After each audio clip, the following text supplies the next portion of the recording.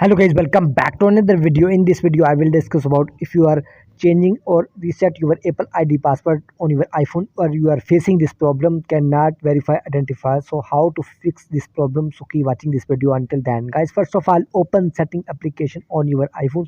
Guys, make sure you have stable internet connection. If your internet connection is not stable, so you will face this problem. Guys, make sure, guys, if you are using VPN on your iPhone, so delete or disable VPN on your iPhone, and after that open general and tap on software update. If software update is pending, update your iPhone. Here my iPhone is up to date, so go back from here.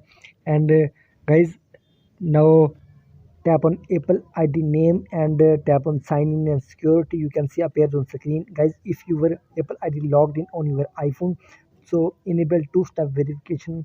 You can see my two-step verification is already enabled. So guys, after that your problem will be solved. Guys, if this method not work, so go back from here.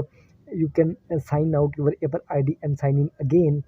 And guys, this method not working, so this is the last method. Is find out general, tap on it and scroll down, tap on transfer reset iPhone, tap on reset. Guys, tap on reset network setting. Guys, any problem inside your iPhone about network, guys, will be solved after reset network setting. Guys, after that, if your Apple ID logged in on your iPhone, so open Safari application on your iPhone here, guys, and search it. I forget appleid.com. Here you can see appears on screen. And guys, you can see my Apple ID is already logged in.